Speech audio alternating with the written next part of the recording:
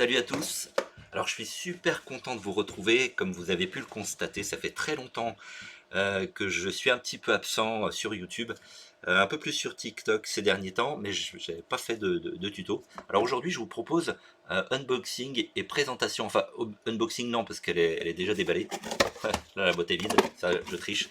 C'est plutôt une vidéo de présentation d'une station de nettoyage de chez Cryography. Alors elle n'est pas du tout sponsorisée, ils me l'ont envoyé gratuitement, je leur ai demandé, ils me l'ont envoyé gratuitement.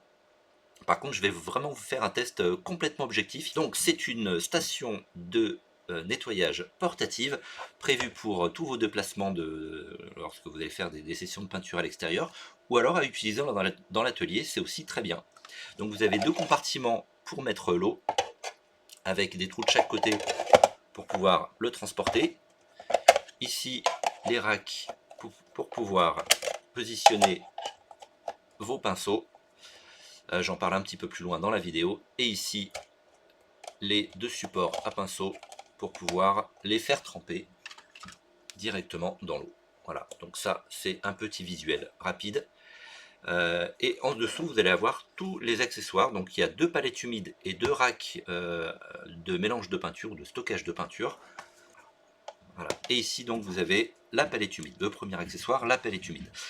Elle est composée de deux zones. La première c'est le stockage des feuilles.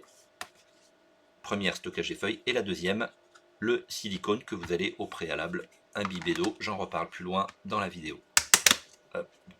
Le deuxième accessoire qu'on a ici, j'en reparle plus loin dans la vidéo. Le troisième c'est le même et le dernier la palette humide avec donc le silicone, l'éponge imbibée d'eau avec notre petite feuille de palette humide. A savoir qu'il y a deux feuilles qui sont fournies. Une pour les palettes humides, une pour le mixing de peinture. Alors ça, je n'ai pas la certitude, mais je suppose qu'elle s'utilise aussi avec la palette humide. Il faudra que je fasse des tests. Et je vous en parlerai peut-être un petit peu plus tard. Ce qui est intéressant donc avec ces différents accessoires, c'est qu'on peut les accrocher ensemble. Là, je vous montre ça tout de suite, et après on rentrera plus dans le détail. Voilà, comme vous pouvez le voir, vous pouvez accrocher même les quatre ensemble si le cœur vous en dit. Si vous avez la place de mettre ça sur votre plan de travail, bah c'est nickel. Voilà, moi j'ai mis les quatre. Après vous pouvez les mettre comme vous voulez, hein, bien sûr.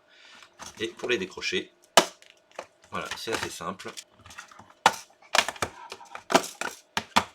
Et après vous pouvez les restacker.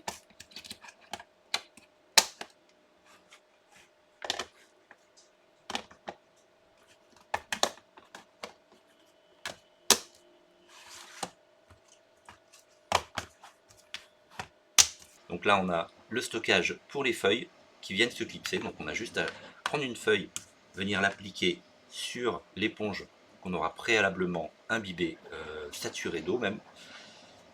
Et ensuite on n'a plus qu'à utiliser sa palette humide. Je ne vais pas faire un tuto sur la palette humide, je pense que vous savez comment ça fonctionne. Si vous ne savez pas, ça pourrait être l'occasion de faire un tuto une prochaine fois. En tout cas, l'avantage de la palette humide, c'est que ça permet de garder sa peinture au sec, enfin au sec, n'importe quoi, sa peinture qui ne sèche pas, donc à l'humidité, pendant une période assez longue. Voilà. Et le deuxième accessoire, alors il y en a deux de chaque hein, qui sont livrés avec ce coffret-là. Ici, vous allez pouvoir positionner vos différents éléments à peindre, des éléments de figurine. À savoir qu'il y a des petits clips à l'intérieur ici qui peuvent être cassés pour augmenter la taille. Et ici, vous allez pouvoir faire vos mélanges de peinture ou votre stockage de peinture que vous allez utiliser, gouache, huile, acrylique, ce que vous voulez. Et l'avantage du coup, c'est que comme elle est compartimentée aussi, en refermant, du coup, ça va créer une étanchéité qui va vous permettre de garder, d'après le constructeur, jusqu'à 60 jours de conservation pour votre peinture. Alors, est-ce que c'est optimiste? Je ne sais pas. Toujours est-il que c'est annoncé pour 60 jours de conservation. Et du coup, évidemment, vous pouvez les stacker, les clipser pour tout emporter. Ici, il y a une petite poignée de maintien et les deux bacs d'eau qu'on va pouvoir insérer ici. Hop. Il y a des petits trous qui sont prévus de chaque côté des bacs qui vous permettent donc, comme vous pouvez le voir, de transporter la totalité de la boîte. Et ici on a les racks de pinceaux, les supports de pinceaux. Alors vous allez pouvoir nettoyer dans un premier bac votre pinceau, le deuxième le faire tremper par exemple, à savoir qu'au fond, bien sûr j'aurais dû en laisser un au sec pour vous montrer, il y a un petit plateau en silicone pour pouvoir frotter votre pinceau s'il est vraiment sale. Et ici vous allez pouvoir stocker vos pinceaux à sécher ou éventuellement vos pinceaux pour brossage à sec, etc. Voilà. Pour pas que cela soit trempé, bien sûr. Voilà, donc au niveau de l'utilisation, ben voilà, rien d'extraordinaire à vous montrer, hormis le fait que ben, c'est une boîte qui est vraiment très pratique, je trouve. Alors il n'y a pas que des points positifs, il y a quand même des points négatifs. Cette partie-là est prévue aussi pour du stockage d'accessoires. Ça aurait été bien qu'elle soit un tout petit peu plus longue, parce que du coup on ne peut pas stocker les pinceaux. Ou alors il faut les mettre de travers, mais même de travers, vous voyez, avec la protection, ben, ça passe pas, quoi. Donc ça c'est un petit peu dommage. À part les stocker ici, bah, du coup pour le transport ça peut vite partir en live. Donc bah, faut trouver une autre solution pour stocker ces pinceaux. Mais sinon, vous pouvez stocker différentes choses dans cette partie, mais pas les pinceaux. Donc ça, j'ai trouvé un petit peu dommage. Deuxième petit point négatif, mais qui n'est pas vraiment un point négatif, c'est quand vous allez, quand votre boîte est assemblée. Donc là, jusque là, tout va bien. Jusque là, tout va bien. Voilà. Et si vous avez vos pinceaux stockés sur les côtés, comme c'est pas préconisé mais présenté, du coup si vous voulez accéder aux clips, eh ben, vous pouvez pas, ils sont bloqués.